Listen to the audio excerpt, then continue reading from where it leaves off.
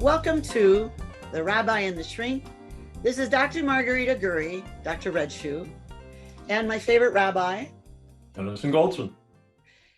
We're honored today and delighted to have one of the most brilliant minds in the world of diversity, inclusion, and unconscious bias. It's Dr. Helen Turnbull. Hi, doctor. Hi, nice to be with you today. Thank you for joining us. I can't wait. I met the good doctor first by accident reading one of her books. And this is The Village of Illusions. Dr. Helen, do you by any chance have your other book? Yes, my latest book is called The Village. No, the one you're holding is The Village of Illusions. This is The Illusion of Inclusion. So this one's really focused on the subject matter we're talking about today. And I'm putting the links, both of them, in the chat. And they will be there in the YouTube or wherever we put it. One of the things that I so admire, when I came to this country, I saw so many issues of bias and unconscious bias and inclusion and whatever. So I became an unintended expert in my experience, not necessarily everyone's experience. You have found a way to break it down so that you become a thought leader globally, so that anyone can figure out how can they strengthen their organization with inclusivity. You understand all of the variables and the dynamics that go in a workplace.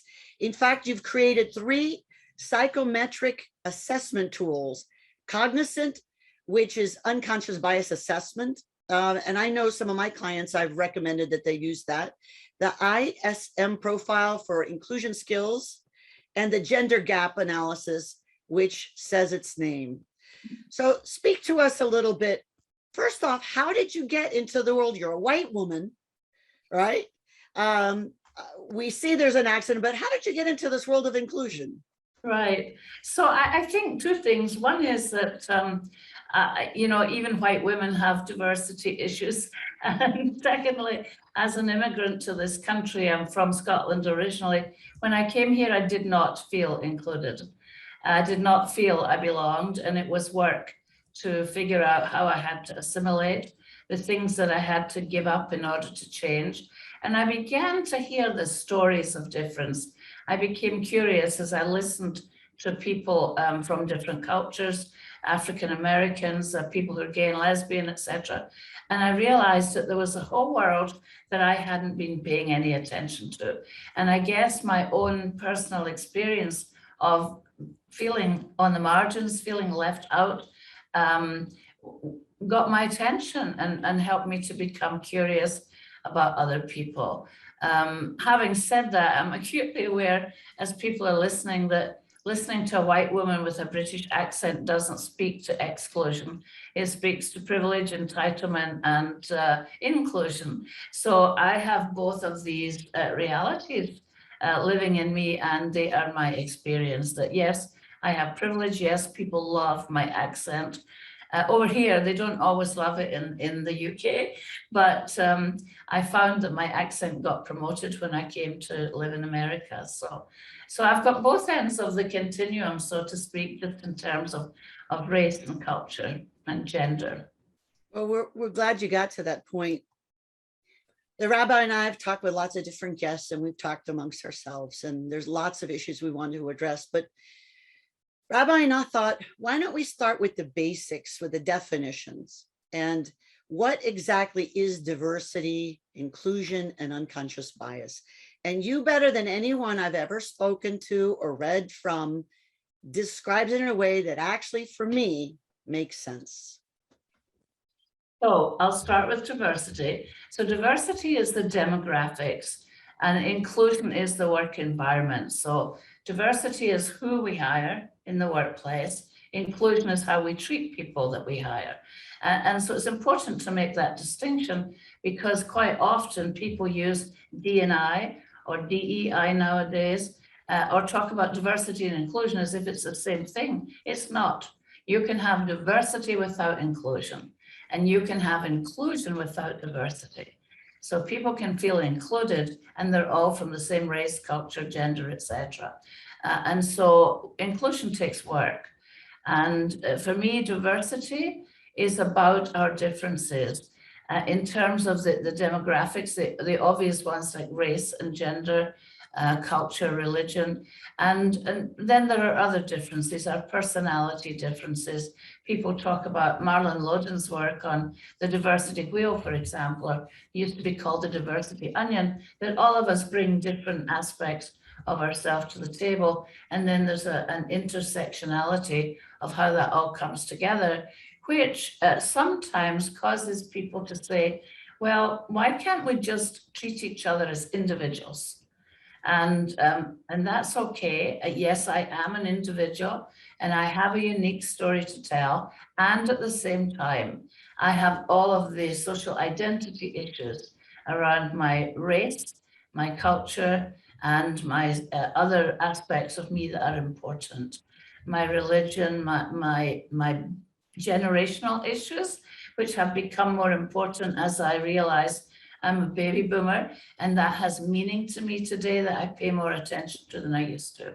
So diversity for me is the demographic, and inclusion is the work environment and the way we treat people. So you can have a revolving door, for example, in an organization, because you can hire diverse people, not treat them inclusively, and have them leave, and then just keep hiring more diverse people. So I think that companies hire for diversity and manage for similarity. And so that's part of the challenge, is when you bring people in who are diverse and then overtly and covertly you send messages to them about who they need to be. Tone it down, don't be so expressive, don't talk with your hands, don't be so loud, don't manage your conflict in that way, do it my way. And so there's lots of ways that we send a message to people that they need to assimilate rather than bring their best selves to work. So inclusion is a complicated topic. I think that would be my bottom line. The third definition you asked me for is unconscious bias. I think a couple of things on that. Everyone thinks they know what that means, but in actual fact, we can learn about our unconscious biases if we're willing to do the work. We can never actually get rid of them because they live in your body. I think of them as sitting at the back of my neck, and I don't really know they're there until they kind of creep up on me, but I have to move them to the edge of my shoulder. I have to be willing to see them in my peripheral vision, like Pinocchio, so that I can decide what decision I'm going to make. If I catch my biases, then I can make a decision that says, I shouldn't act in that way. I know, Margarita, you'll remember in my TEDx talk, I talked about the first time I got on a plane with a female pilot, and I was completely freaked out. I was like, oh, I don't know about this. Maybe I'll catch a later flight tomorrow morning. And I stayed on the plane, but 15 years later, that bias revisited me in Canberra, Australia. And at that point, I was mid-flight when I realized there was a female pilot. And I said, okay, I was able to laugh at myself the second time. But the first time, I realized I had to catch the bias and think, hold on a minute, Helen, you're the diversity queen. You're not meant to think like this. And I realized that the image for me, the mental model or the mind virus that I carried about airline pilots was tall, white, silver gray hair, male, and he could, and preferably ex-Air Force or Navy, he could fly the plane. I wasn't sure that she could. And so it lives in our body, even when we think we're cool, we're not. And so I think we always have to work on what, Dr. John Molitor from National Speakers, Margarita, and he talks about reflexive behaviors and deliberative behaviors. There are conscious biases, and we have them too. Our conscious biases are deliberative, and our unconscious biases are reflexive.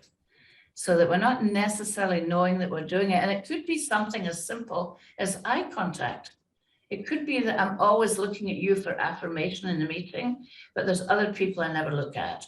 The people I don't look at know I'm not looking at them. So, so these are my thoughts on these definitions.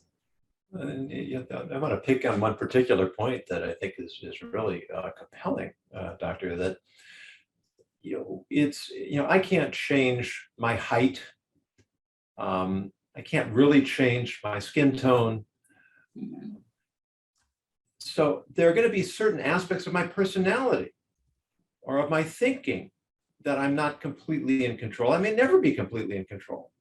And so taking that unconscious bias and making it more conscious together with the will to compensate for its effect is perhaps the best we can do on an individual level. And then we want to create a culture in which we're willing to let others help us hold ourselves accountable. I like to bring in the example that in the Jewish courts in ancient times, and technically today too, two brothers were not allowed to testify together on the same testimony. You needed two witnesses to determine guilt or innocence. But if you only had two brothers testifying, then the sages were concerned that growing up in the same home, the same culture, the same reference points, the same attitudes, they're going to have the same unconscious biases. And therefore, their combined testimony was not reliable, not because they were colluding, not because they were untrustworthy, but because you didn't have the breadth of perception and perspective necessary to get close to the truth. And so even if they were the most righteous people in their generation, Moses and Aaron could not testify together because there wasn't that diversity of perspective. And this is what we want to achieve as a culture, where we recognize that we need different perspectives. Right. And we need people who are coming from different outlooks, that together, collectively, we can have a more accurate picture of reality. Yes, and it's interesting, far be it from me, because I'm not a legal scholar or a judge or any such thing, but the assumption of two people from the same family having a shared perception of the world is true and not true. Because each individual, in your own families, that people will often say, I kind of get where my daughter's coming from, but my son, he's completely different, or vice versa. She's a wild child and he isn't.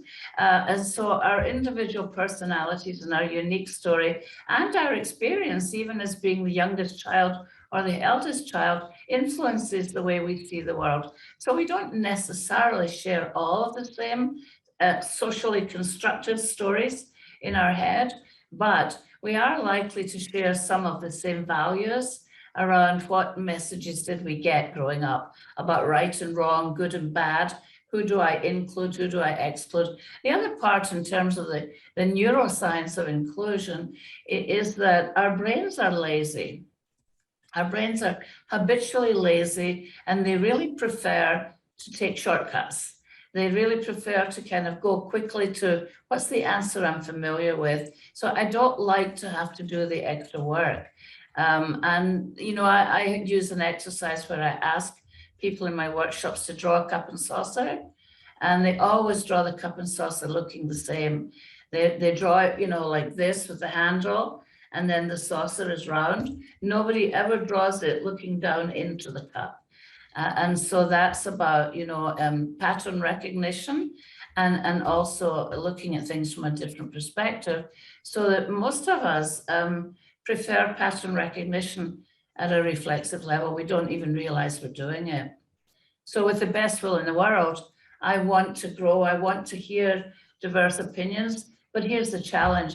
I only want to hear diverse opinions that make me comfortable.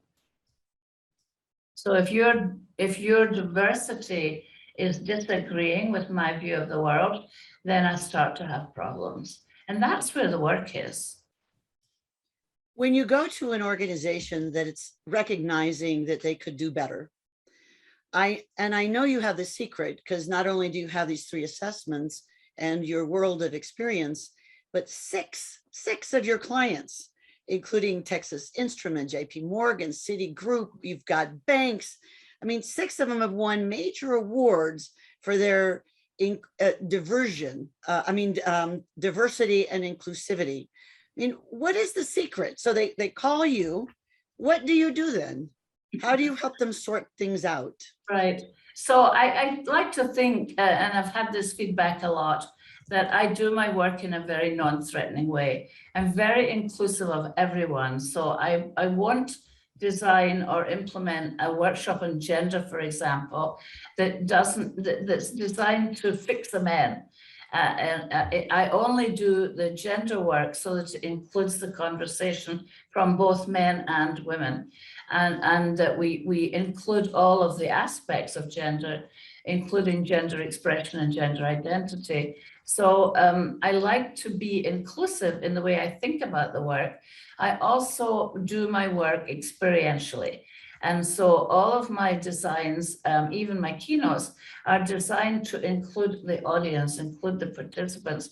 And by that, I don't mean raise your hand if you feel like this or clap twice if you, that's not what I mean. I use live polling, and especially in virtual now, I use breakout groups to get people talking about the issues, because my goal, and maybe it is a secret, in terms of good design looks simple. Good design looks, so the iPhone, for example, it's brilliant, but it looks simple, right? And what was it, Frank Lloyd Wright's architecture looks simple, but it's brilliant. And I think when you do work well with groups, the participants walk away thinking, wow, that was brilliant. And they're not quite sure what happened in the design, but what actually happened was you give people space to think, you give people space to talk, you give people space to hear each other, and you give people space and respect to have their own aha moments. So you're not lecturing at them, you're being with them. And I think that that is a part of how I do the work. So that at the end of the day, John Hyder wrote a book called The Tao of Leadership. And I'm very influenced by the quote from the Tao called, "Of the good leader, let it be said, they did this themselves." And so that you're not coming out of your ego when you're doing the work. So maybe that's part of my secret. I think it is. I think you walk the walk and talk the talk. I've seen you woo audiences who didn't want to agree with you because they thought you'd be somehow challenging them or shaming them. And instead you speak in a very soft way that actually includes logic and knowledge and facts, which is so unpopular these days. Right. I think you dare to be different, which is wonderful. Rabbi, what do you have to say? You've got so many experiences with diversity and inclusion. Well, certainly I'm a, I guess, the classic majority as a white male. I'm also part of a very, very small minority as an Orthodox Jew. And it does give me an interesting perspective on what it means to be labeled, which of course is the whole theme of my TED Talk, of how we divide ourselves with our labels. We don't get to know other people and we don't get to know ourselves. And what I see happening in so much of the conversation about diversity and inclusion is the goal is to bring us together, and the outcome is often to drive us farther apart. So how can you give us an insight, Doctor, on how to manage this mission of creating a more diverse, a more accepting, more inclusive culture in a way where we don't inadvertently accomplish exactly the opposite of what we set out to do? Right. It's interesting because that my brain just fragmented in terms of wanting to talk about what's going on in the country, but preferring to talk about what goes on in the work I do with my corporate clients. Is that when I first started doing this work, one of the things I began to notice is that we used to run workshops with 50 people in a circle for 2 days, no tables, just a circle. And people would come in and like, I'm not sitting down in there, because they expected traditional training room, with 5 pod tables, etc. And what I began to notice was if there were 45 white people and 5 people of color, that we had a fabulous workshop because everybody got to share, and the white people heard the stories of the people of color, and people really felt they had tremendous aha moments. But I'll never forget being in a workshop in New York where it was about 40% African American and 60% white, sort of major client. And by the end, and at first I thought, oh, this is fabulous, so much diversity. By the end of that workshop, people were saying exactly what you said is, you know, I liked my colleagues before I came into this 2-day experience, and now I'm really nervous of them. And so having too much diversity in that instance had created the opposite effect for people. So the sharing that we would see in previous workshops was the same kind of sharing. It was just that the numbers were greater and the visual impact had scared people. So that's one reality, and I'm not about to argue that that doesn't happen. And certainly watching what's going on in the country today, just don't even get me started on that. But I think in the workplace, what the goal really is, Rabbi, is the need to create respect for each other, the need to create an inclusive workplace where if you're the leader, my intuitive sense is I need to do what you need. So I can tell what mood you're in each morning. I can tell when you're demanding something or asking nicely, and all of that impacts me. And so what I do is I adjust my style to fit in with what you need. And I think it falls on leaders to figure out, what do I mean by an inclusive environment for my team? And what do I need to do to make sure there is respect? Because that is the difference. It is that I need to make space for people to feel that they can bring not all of themselves. You know, people talk about bringing their whole selves to work. No, don't bring your whole self to work, because part of it should be left at home for the weekend. Just bring your best self to work. But as a leader, it's your responsibility to see what kind of environment am I creating that makes people feel how do you show up trustworthy is part of the question. So to be more direct about your question, I'm not going to make the case that that doesn't happen, because I've seen it happen, I've heard it happen, but I don't participate in this work in order to create the feeling that people feel, you know, I trusted you before and now I don't because there's too much talk about diversity. So let's just all get along. It's not realistic. The truth is we don't all get along. And I talk about, you know, the complexity of inclusion and the fact that inclusion is a soft word that everybody thinks, well, I'm pretty good at including people. And I would say, no, you're not. No, you're not. Because first of all, consciously, you have preferences. We're all territorial human beings. So that there are groups, and you know, we haven't met before, but I know that there are groups that you consider to be your in-group. And I know that there are groups that whether you're conscious of it or not, they're not part of your in-group. And some of them are further excluded than others. We all do that. So nobody, including myself, behaves in a fully inclusive way. So we need to start by acknowledging that. And then we need to figure out, what do I don't have to like you, but I do have to be respectful of you.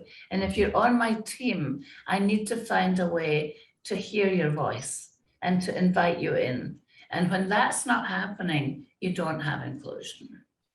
So you talked about hiring for diversity, but then somehow leading for, you know, diminished diversity. What can people do? They get the right idea, they've got the numbers, but how is it that we don't take advantage of this richness? Right. Yeah, so I think what leaders can do, and some of this is simple, I recommend to my clients is when you have, even if it's a team meeting once a week, make sure that you go around the group and ask each person to speak so that every voice, and Margarita, you've watched with me before, you Yes. know that one of the things I did was went around the room and have each person speak without interruption. So it doesn't matter what the question is, it's a little bit like, what's up for you today? How are you feeling today? Tell me a little bit about your diversity. What's important to you? And then let each person speak without interruption. And that process begins to build community, begins to build trust. And so one of the things you can do is do an audit of yourself. The first thing you have to do as a leader is manage yourself. It's use of self. It's the intrapersonal work. When I look at the organizational development model, for example, it starts at the bottom with our intrapersonal. What's the story in my head? You know, and then the next level is interpersonal. So what I'm saying to you right now might not be what I'm thinking. So I might say to you, I love your outfit, but I might be thinking, why is she wearing that? And so we don't always say what we're thinking. And so we have to pay attention to our use of self. We have to pay attention to our interpersonal. We have to pay attention to the group dynamic. And this is where I think leaders have a blind spot. It's not recognizing that if I've got a team of 10 people and they're already diverse, and I'm telling myself that's pretty good, but I don't ever recognize that I never call on the 2 Asians that are in my team. I never invite them to speak. I just told myself, well, they're quiet, it's fine, they get on and do the job, but I never invite them to speak. So they're feeling excluded. And if I get irritated every time I hear the next person on my team getting animated and emotional because that's my stereotype and I want you to tone it down. So we have to tap into what's my attitude about my team? You know, am I really giving them a chance to bring their authentic self to the table? Wow. There are 2 sides, really. You know, you're describing the responsibility of leaders to be aware of the culture. And of course, culture is trickle down. It starts at the top, and that's critical. In the other direction, just the example that comes to mind, my wife teaches middle school, and she was bothered that by the term Christmas vacation. Now, doesn't bother me in the least. Mhm. It's an American national holiday. That's what it's called. Call it that. That's why we're on vacation. Well, at some point they did change it to winter vacation. And that's fine too. But you know, we can agree to disagree on certain points. I may have certain sensitivities, you may have certain sensitivities. But sometimes it seems people are looking for reasons to be offended.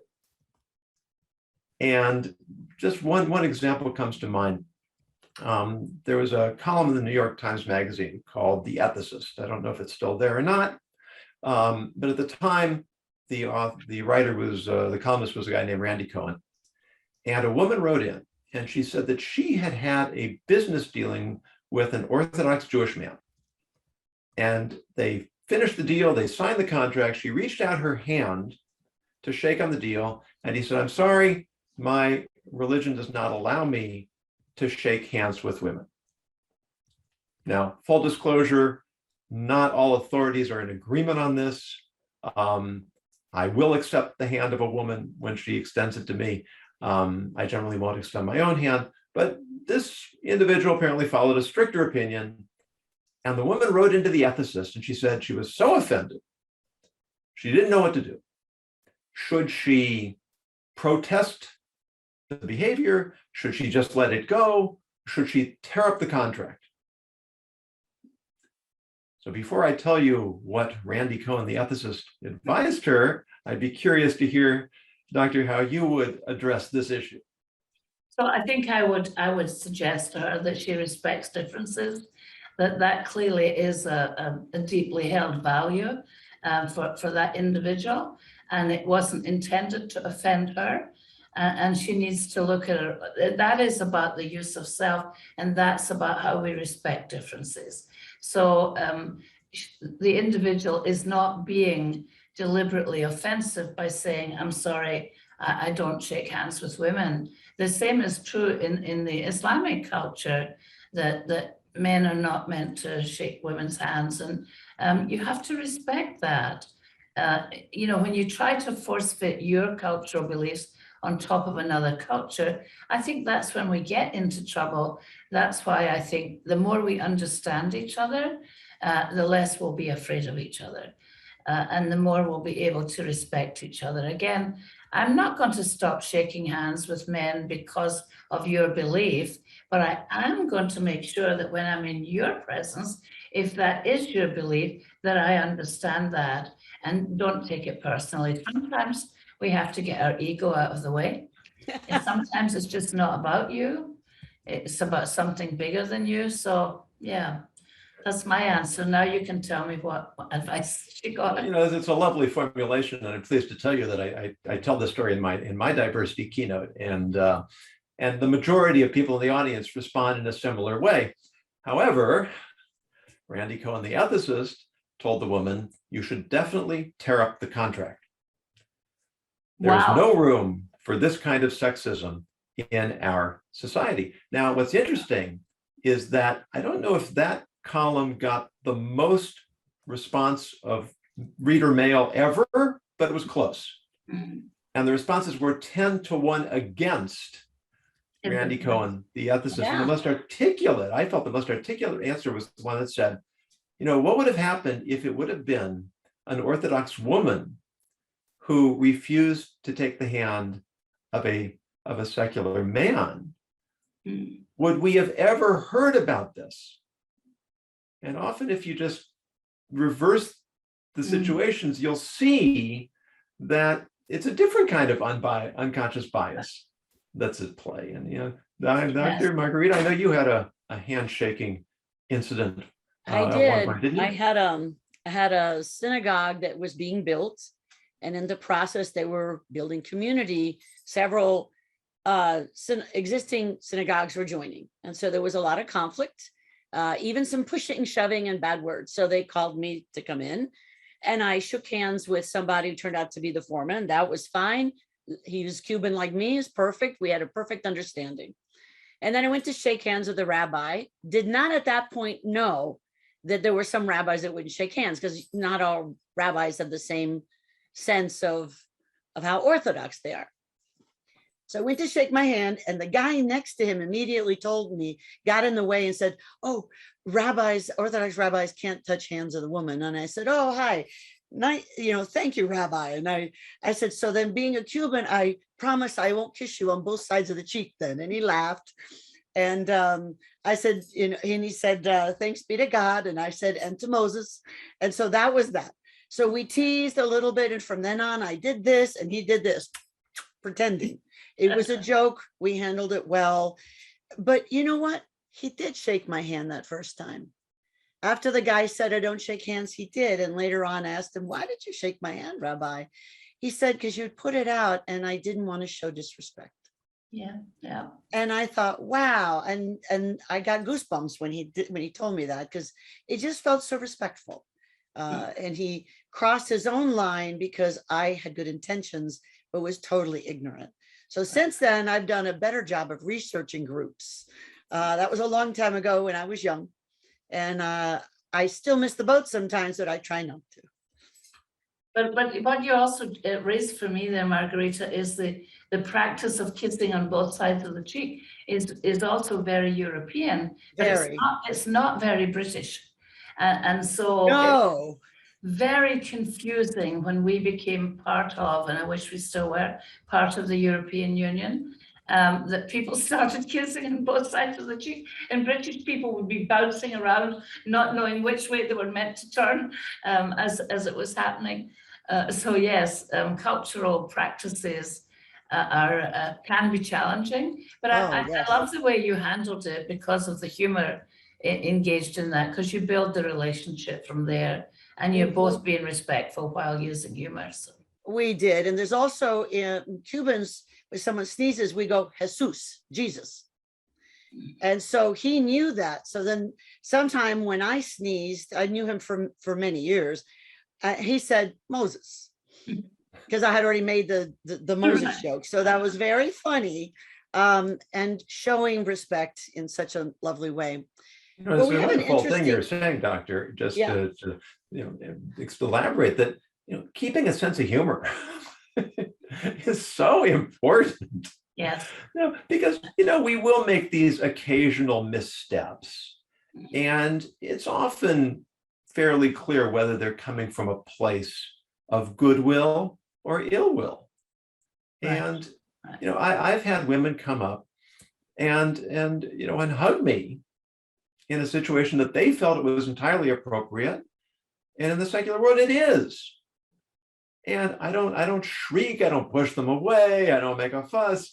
If it's appropriate, at some point I might say to them, by the way, for your own edification in the future, when you see Orthodox men, they probably prefer not to be hugged. But just to stay light, without making light. Yeah. It's going to make us all a lot more healthy in our interactions. and I Yeah, think for that's what Dr. Helen is doing. She helps organizations have a culture of inclusivity. The idea is knowing it's never going to be all the way perfect, where you can invite lightness instead of judgment and harshness. I think that's interesting. We got a comment from Jenny. It's my limited perception, but it seems to have the experience to think diversity. It used to be that most veterinarians were male, but now most are female. So we don't automatically think current day Dr. Doolittle is male. Give people a new reality and they will automatically adjust. Otherwise, it's a forced exercise, and thinking outside of your own experience, such as considering diversity, is motivated by the fear of doing something wrong. I like acknowledging inclusion, but not talking about diversity. Interesting. I think that's an interesting perception. And as I was listening to you there, the idea of people, give them a new reality and they adjust, it is true, but not always true. Because, we're watching right now people trying to resist the new reality in the country as the demographics are changing, and we're getting, people pushing against that. Gerrymandering, voter suppression, etc., because we don't really want to value the differences that are in this country. So people don't always automatically adjust. The issue for me is that we have to be willing to lean in. We have to be willing to embrace difference. We have to be willing to accept that new reality and not try to fight to change it. So, as I said, inclusion is complex, much more complex than people believe it is. And it takes a whole lot more work than people think. They just think, oh, of course I'm inclusive. Well, no, let's talk about that. Let's talk about what's involved in it. I talked with one client who said, I'm not changing. I'm old. I'm successful. I've had 8 businesses. They've all made money. If people want to be with me, they do it my way. And I gave him a few thoughts about the various impacts of diversity. The only one that seemed to hit him is that it was actually profitable. Could you speak to somebody who doesn't think they should change? Why should they consider diversity and inclusion in their workplace? What's in it for them? So I actually start a lot of my keynotes by saying, if I could give you a 10% improvement in the bottom line and improve your return on investment, would you be interested? And I've never had a leader say no to that question. I think that inclusion is the key, that there's a lot of research that demonstrates that diverse groups make better decisions than homogenous groups. That diverse groups may take a little bit longer to get to the decision, but the quality of the decision is much improved by the inputs of diverse voices. And it's going back to the cup and saucer example. If I ask my team to be creative and innovative and think outside of the box, and they keep going back to the same mental models that they've got, then we're not getting innovation, we're just getting sameness. And so in order to get innovation, we really have to make space for diverse voices. And there's a lot of marketing evidence that when we make space for diverse voices, we get better products, we get better profits, we get better bottom line results. I mean, when companies started employee resource groups, for example, there was some pushback. Why do we need to do this? Why do the Latinx people need to talk amongst themselves? Why do we need a LGBTQI employee resource group? But what companies began to realize was that these groups of people were bringing ideas to the table that they hadn't thought about. We're opening up marketplaces that they did not previously have access to.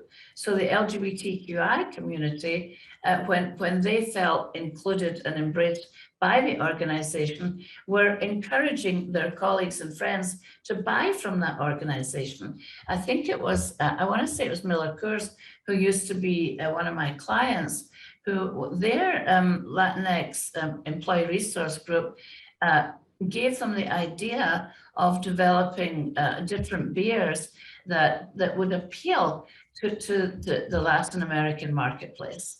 And so there's a lot of bottom line consideration, apart from the fact that it's the right thing to do. You know, I'm a believer in lifelong learning. So when I hear somebody say, I'm not changing, you know, this is the way I am, take it or leave it, you know, my stomach turns over. I feel a bit sad for that individual because they are limited by their own thinking. Wow, you've given us lots and lots to think about. I think we have so much work to do in this area in terms of tolerance. And I'd like you to think about a call to action as I ask the rabbi to speak to his word of the day. Rabbi?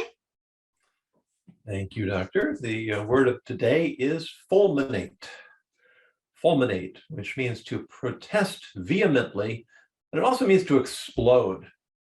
And it's something that Margarita, Doctor, and we've talked about, that when we as human beings are challenged, when we confront the unfamiliar, the uncomfortable, that there's often a reflex to lash out, to be somewhat explosive in our response.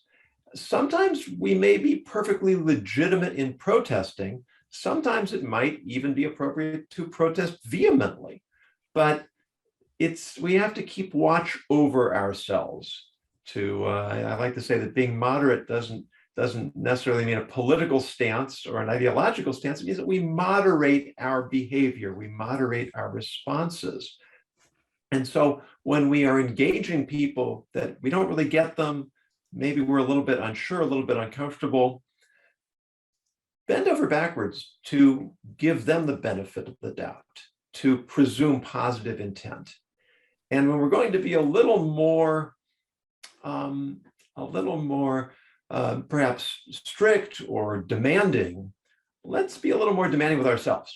Expect a little bit more from ourselves and maybe a little bit less from others. And if we all do that, then there will be a lot less fulminating and a lot more constructive disagreement and eventually discovery of common ground. Well, the rabbi knows that I started this podcast when I was alarmed and disappointed in how Americans were responding online through tweets and other social media platforms. And I thought we can do better. And I wanted everyone to understand how to think about and talk about ethical issues and everyday conflict issues in such a way that would make us better and stronger. I think, first off, Dr. Helen Turnbull, CSP, Global Speaker Federation member, everyone should hire you. That's the first thing. Everyone should take your tests and know where they are, because every time I talk with you, I think of something new that I would benefit from working on. So what are the last words that you have, maybe a call to action or a bit of your wisdom? Thank you, Margarita. It's been a delight to be with both of you.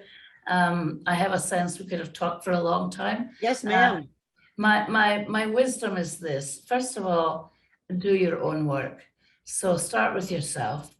No matter how diverse you are, it doesn't matter if you're able to say, well, I'm a minority, I'm African American, I'm Jewish and a rabbi. We all have work to do on ourselves. And if we start there, rather than trying to fix other people, one of my favorite quotes is from Socrates, who said, "The unexamined life is not worth living." And I do believe that we have to do that work. But I also want to leave your listeners today with the thought that their unchallenged brain is not worth trusting. So we socially construct our own stories. They're not always right. And we should at least be open to that possibility. Wow. Well, thank you, Doctor. And then that line, "the unchallenged brain is not worth trusting," that was my big takeaway from your TED Talk. So thank you for bringing that up again. It would serve us all well Yes. to reflect upon that. And then thank you so much for sharing your insights and your wisdom with us. And Dr. Margarita, what is the last word for today? I think my last word is challenge your brain. Look at where you struggle. Look at how you may be limiting your personal life, your social life, your business life, your leadership by being comfortable and including people just like you, or even the people that we've included in the next level, and now they're in more inner circles. So what are we doing to get more and more comfortable? And what are we avoiding? So that's my only thought, is ask yourself, how am I limiting myself with my thoughts and beliefs and actions? Well, Dr. Helen Turnbull, thank you so much for joining us. I really could talk to you all day. You're one of my favorite professionals and certainly one of my favorite people. Thank you. It's been a long time since you and I've gotten together because I moved from Florida to Michigan and I miss you dearly. But I'm grateful that you got a chance to share your wisdom with all of our audience. Thank you. Thank you. I appreciate that. And we're overdue to catch up, Margarita. So. You know what, we are. I mean, we, even if it's just in this little rectangle. Yeah, exactly. We are overdue. A Zoom call for cocktails, right? Yes, ma'am. And Rabbi, it was lovely to meet you. Thank you for joining us. And always, Rabbi, thank you as well. We'll see you next week on the episode of The Rabbi and the Shrink. For questions, send them to podcast@therabbiandtheshrink.com.